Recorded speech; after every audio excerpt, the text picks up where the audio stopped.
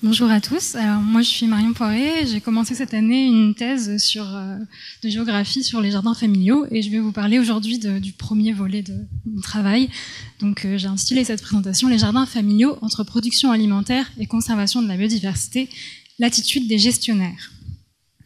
Voilà le plan très classique que je vais suivre et on va commencer par les enjeux et le contexte. Donc, de plus en plus, les scientifiques et les médias s'intéressent à la nature urbaine. A priori, c'est pas ce qui est le plus intéressant pour la préservation de la biodiversité puisqu'elle abrite peu d'espèces patrimoniales. Mais néanmoins, les aires urbaines sont de plus en plus importantes, occupent une part importante du territoire, donc on commence à s'intéresser aux villes aussi pour la conservation. Et par ailleurs, ces écosystèmes urbains ont eux aussi leurs particularités et sont très diversifiés sur des échelles spatiales souvent très réduites. Et comme on connaît mal ces écosystèmes, c'est intéressant de les comprendre en soi. Et par ailleurs, la part de la population urbaine est elle aussi de plus en plus importante à l'échelle mondiale, comme le montre le chiffre ici. Et une grande partie des gens qui habitent en ville n'ont pour contact avec la nature que ces espaces de nature urbains. Et ce sont donc des lieux privilégiés pour les sensibiliser à la biodiversité et la conservation de l'environnement.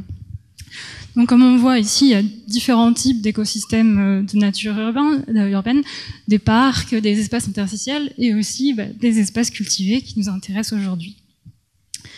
Donc moi, je travaille sur les jardins familiaux. J'avais mis la définition, mais je pense que c'est à peu près clair pour tout le monde ce que c'est à la suite de cette journée. Donc les parcelles, ils sont bien cultivées individuellement par des jardiniers. Et comme ça a été souligné aussi, à l'origine, ce sont des lieux qui sont vraiment destinés à la production de nourriture et aussi des lieux qui ont été créés dans une certaine logique d'hygiénisme. Aujourd'hui, si on réfléchit un peu à l'échelle de l'Europe, les fonctions sont assez diversifiées. Et dans des lieux comme le centre de l'Europe, en Pologne ou en Autriche, c'est des jardins qui vont avoir un peu la même structure, mais qui vont être plus des espaces de loisirs, des espaces récréatifs. En France, c'est encore des lieux où la production alimentaire est vraiment un aspect important et une vocation importante des jardins familiaux. Alors, pourquoi est-ce qu'on a choisi de s'intéresser aux jardins familiaux et leur rapport à la biodiversité urbaine ? D'une part, car ils couvrent souvent des surfaces assez importantes d'un seul tenant et donc peuvent former des sortes d'unités écologiques. D'autre part, c'est des lieux ouverts au public, donc qui sont très propices à la sensibilisation des habitants et à une sorte de vitrine du jardinage pour les citadins. D'autre part, ce sont des lieux qui sont entretenus par les habitants, contrairement à d'autres espaces de nature urbaine comme les parcs, et donc qui permettent de beaucoup plus impliquer les habitants par rapport à la nature. Et enfin, ils sont gérés collectivement. Et ça permet d'orienter un peu les pratiques qui vont y avoir lieu. Voilà. Et donc, les gestionnaires, ils peuvent être de différents types. Il peut y avoir des communes qui gèrent elles-mêmes leurs jardins familiaux, qui sont d'ailleurs très souvent propriétaires des terrains. Il y a aussi des associations. Et alors là, j'ai précisé, il y a deux associations à l'échelle nationale, qui sont la Fédération nationale des jardins familiaux et collectifs, avec différentes déclinaisons dans les régions, et Jardino, qui est lié à la SNCF. Et à côté de ça, il y a une myriade de petites associations locales qui vont gérer un ou plusieurs sites de jardins familiaux. Et enfin, on peut avoir des entreprises qui possèdent aussi des jardins familiaux. Donc, quelle est la problématique de cette présentation ? Donc, tout d'abord, je vous présente un peu le contexte du projet, c'est-à-dire ma thèse. Et moi, je m'interroge sur les enjeux pour la biodiversité urbaine des jardins familiaux, et ceci en lien avec les pratiques des jardiniers. Donc là, on se situe dans le premier volet de ça, qui concerne les gestionnaires. Et là, je veux savoir quelle est l'attitude des gestionnaires vis-à-vis des pratiques de jardinage et de la nature spontanée dans les jardins familiaux, en lien avec la fonction des jardins. Car la biodiversité qu'on va pouvoir trouver ou pas dans ces jardins dépend étroitement des pratiques qui ont lieu, et les gestionnaires ont possiblement une action sur ces pratiques et sur la biodiversité. Ça s'inscrit aussi dans un contexte réglementaire particulier, puisqu'il y a une loi qui a été votée en 2014 et qui, à partir de 2019, interdit aux jardiniers amateurs l'utilisation de pesticides chimiques de synthèse. Et c'est déjà le cas depuis 2017 pour les collectivités. Donc c'est aussi intéressant de voir dans ce contexte, de faire une sorte d'état des lieux des pratiques dans ces jardins familiaux et de voir quels pourront être les freins à leur changement et à l'application de cette loi. Alors pour ça, Donc déjà, un tout petit point de vocabulaire. Quand je vais parler d'îlots de jardins familiaux, ça désignera une zone continue en jardin familial, un bloc. Et à l'inverse, un lot ou une parcelle, ce sera la petite surface allouée à un jardinier. Donc, je travaille sur 2 sites d'études en région Centre-Val de Loire, les villes de Tours et d'Orléans, qui sont toutes 2 riches en jardins familiaux et qui ont une longue tradition du jardinage collectif. Donc, comme on peut voir, il y a quand même beaucoup plus de jardins familiaux à Tours, avec environ 1300 parcelles de jardins, contre 500 à Orléans. Un nombre d'îlots aussi important dans les 2, 37 et 22, et une différence de taille quant aux gestionnaires, puisqu'à Tours, on a une multitude d'associations, donc 21 associations dans l'agglomération, et une commune qui gère directement ces jardins. Et parmi ces associations, 14 sont plus ou moins fédérées par la ville de Tours. À l'inverse, à Orléans, on a beaucoup moins de gestionnaires, donc 4 associations et 2 communes, et l'une de ces associations, la OJOF, dont le président est présent aujourd'hui et parlera à la table ronde, a à elle seule la moitié en gros des îlots d'Orléans, au moins, et dépend de la Fédération nationale des jardins collectifs et familiaux. Donc, ce qu'on a commencé par faire, c'est de cartographier ces jardins par photo-interprétation, et il a fallu aussi identifier tous leurs gestionnaires, donc en contactant les mairies, etc. Donc ici sont représentés les jardins de Tours. On peut voir qu'ils sont pour la plupart en périphérie de la ville et qu'ils sont situés le long, alors en gris un peu plus foncé, ce sont les grands axes de communication, voies ferrées et routes primaires, grandes routes. Et aussi souvent en bord de l'eau routière, donc dans les zones plutôt inondables, donc des lieux qui ne sont pas constructibles par ailleurs. On observe aussi la présence de quelques très gros îlots à Tours de jardins collectifs, ce qu'on ne retrouve pas à Orléans. Donc on voit déjà que la surface est plus petite et qu'il n'y a pas de très grands îlots, mais on a aussi un peu ces situations en bord de route, en bord de fleuve. Voilà, donc ça c'est pour que vous vous représentiez un peu où sont ces jardins. Donc une fois que j'ai identifié tous les gestionnaires possibles, je les ai contactés pour réaliser des entretiens, donc qui ont été faits de janvier à mars 2018. J'ai pas réussi à rencontrer tous les gestionnaires, une grande partie sont restés injoignables. Et donc c'est 2 associations qui ont été rencontrées à Orléans et 2 communes, et 12 associations et une commune à Tours. Donc on a parlé d'informations très matérielles et administratives sur les jardins, la surface, les équipements, les propriétaires des terrains, etc. Sur le positionnement des gestionnaires par rapport aux pesticides, sur les types de jardiniers et de jardinage qui sont présents dans ces jardins, et sur aussi la vie associative. Donc généralement, les enquêtés étaient les présidents des associations, et parfois des gens qui travaillaient pour les communes et qui étaient responsables des jardins familiaux. Et j'ai aussi réalisé de nombreuses visites des jardins. Donc, à l'issue de ces entretiens, ce qu'on constate, c'est que la plupart des gestionnaires se sentent concernés par cette transition vers un jardinage sans pesticides. Et pour un bon nombre d'entre eux, c'est une préoccupation qui semble assez émergente. Et certains restent encore sceptiques face à la mode du bio, comme elle est souvent appelée. Et donc, pour certains, ça reste une préoccupation assez marginale. Donc là, à la photo en bas, on voit que, et en fait, il y a certaines associations qui vendent des produits aux jardiniers, en gros, et certaines continuent de vendre des produits qui ne sont pas bio. Mais ils s'interrogent, ça répond en fait à une certaine demande, et ils ne souhaitent pas arrêter leur vente parce que ça provient d'une demande des jardiniers.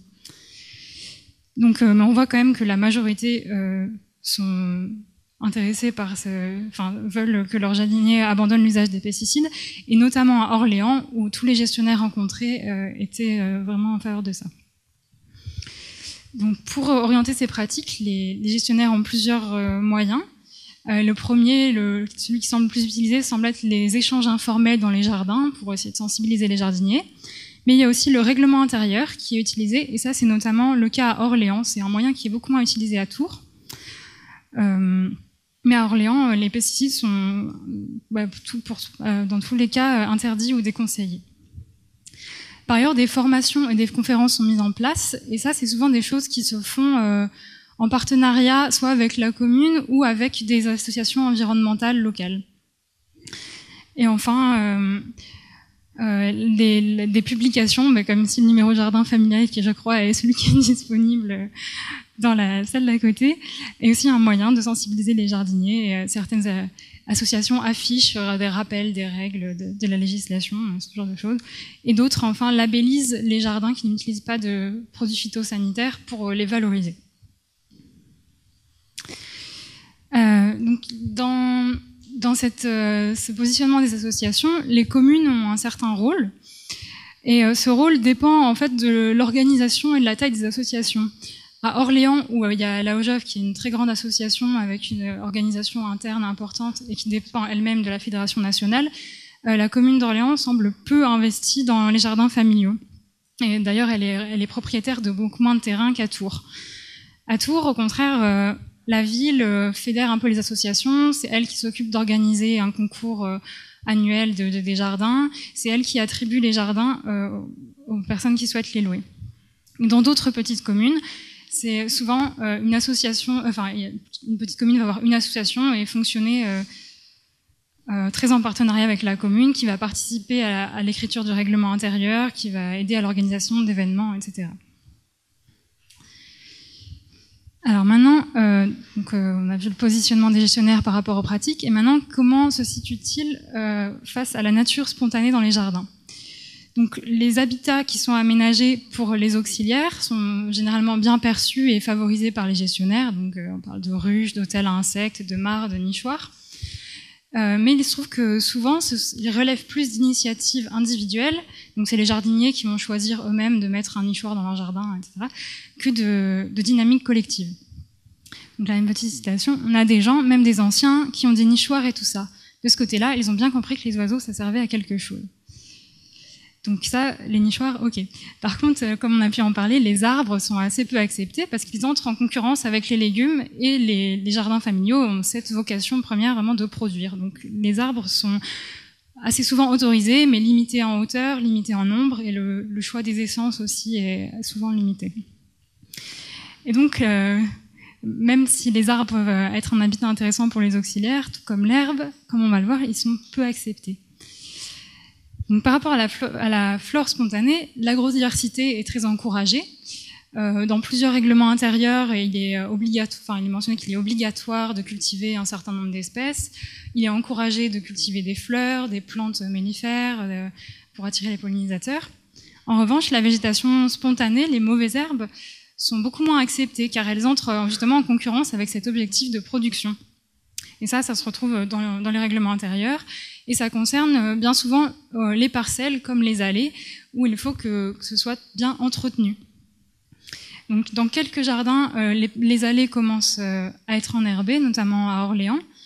Mais dans la plupart des cas, l'herbe semble être un problème pour les gestionnaires. Et comme l'illustre cette petite citation, une herbe qui graine, c'est un poison pour tout le monde, pour les voisins, pour soi-même. Donc on peut avoir de l'herbe, mais il faut qu'elle soit maîtrisée. Néanmoins, j'ai pu voir en visitant les jardins, et notamment dans certains jardins anciens et les plus en périphérie de la ville, voire en limite de zone rurale, que l'herbe était tout de même présente, et un président ancien là qui a dit un jardin où il n'y a pas d'herbe, c'est pas un jardin. Donc c'est à tempérer un peu. Et donc ce positionnement des gestionnaires par rapport aux pratiques d'une part et à la nature spontanée d'autre part, ça peut engendrer un décalage avec les pratiques effectives des jardiniers. Enfin, c'est en tout cas ce qui ressort de ces entretiens. J'ai identifié plusieurs types de jardiniers qui semblaient poser problème aux gestionnaires. D'une part, il y a les jardiniers récalcitrants qui continuent à utiliser des pesticides alors que l'association ne souhaite pas aller dans ce sens.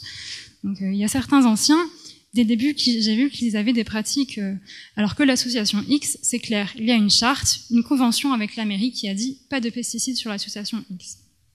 Donc ça, c'est pour les pratiques. Et concernant la nature spontanée, on a d'une part des jardiniers bio, indisciplinés, qui souhaitent, comme on l'a décrit dans les jardins partagés, qui souhaitent laisser pousser un coin de friche dans leur jardin. Et ça peut poser problème. On en a de plus en plus de jeunes. Et puis il y a l'effet mode bio, entre guillemets, moi j'appelle ça. Parce que je le dis à mes réunions, et je le répète, le bio, c'est pas un jardin en friche. Et en effet, il peut y avoir du bio très intensif qui ne laisse pas forcément de place à la végétation spontanée. Et à côté de ça, il y a aussi ce que j'ai appelé les jardiniers dilettantes, qui sont des jardiniers qui qui peut-être ressemblent à un public de jardin partagé aussi, qui sont très occupés, qui n'ont pas beaucoup de temps pour venir au jardin, ou qui souhaitent juste avoir un espace de loisir, et qui du coup laissent la végétation pousser, mais plus par manque d'entretien que par choix. Et donc là, par exemple, et cette année, on a recensé 50 départs, qui sont quand même des gens qui sont venus titiller les jardins, enfin des jeunes, et qui se sont aperçus que on n'a pas le temps. Il y a les enfants, la femme qui travaille, le mari travaille, donc on vient 2 fois par an sur la parcelle, et puis voilà. Donc voilà, pour les résultats. Donc on a vu que d'après tous les gestionnaires m'ont témoigné d'une écologisation des pratiques, comme on a pu l'entendre aussi ce matin, je ne sais plus quel intervenant en parlait. Et la majorité de ces gestionnaires cherchent à catalyser ce changement vers moins d'utilisation de pesticides notamment, et un ensemble de pratiques plus écologiques, plus respectueuses de l'environnement. Mais ils témoignent de plusieurs freins à ce changement. Bon, d'une part, les anciens qui ne veulent pas changer leur méthode, et ce qu'il va falloir faire, c'est juste attendre qu'ils partent, parce que ça paraît très compliqué de faire changer d'avis certaines personnes. Et d'autre part, c'est difficile de former les gens qui sont pas sensibilisés encore à ça. Et tous les gestionnaires qui organisaient des formations disaient que les gens qui venaient à ces formations étaient souvent ceux qui étaient déjà sensibilisés et qui, à la limite, n'avaient pas besoin d'y venir, qui savaient déjà tout, que les personnes à faire venir, c'était compliqué. Parfois pour des problèmes de différence sociale, des gens qui n'étaient pas forcément adaptés au cadre d'une formation, un cadre un peu scolaire parfois, ou parfois juste... intéresser les gens à ça, c'était compliqué. Et un dernier problème, alors qui parfois a été soulevé par les gestionnaires et que parfois j'ai déterminé dans leurs propos, mais sans qu'ils en parlent, sans qu'ils le définissent comme problème, c'est la confusion entre le biologique, le naturel et l'inoffensif. Donc, pour remplacer les pesticides, il y a des jardiniers qui commencent à utiliser un certain nombre de produits d'usage courant, comme du sel, du vinaigre, etc., qui sont pas sans conséquences sur l'environnement, mais soit ces jardiniers n'en sont pas conscients, soit c'est pas un problème pour eux. Donc on aura beau ne plus utiliser de pesticides, si ce changement ne se fait pas vers un jardinage un peu plus intégré, s'il s'agit juste de remplacer des pesticides par d'autres produits, qui peuvent aussi avoir un impact, même si pour la santé ils ne sont pas dangereux, l'objectif de la loi Labbé ne sera pas vraiment atteint. Et d'ailleurs, les associations se questionnent un peu sur comment cette loi va s'appliquer dans leur jardin.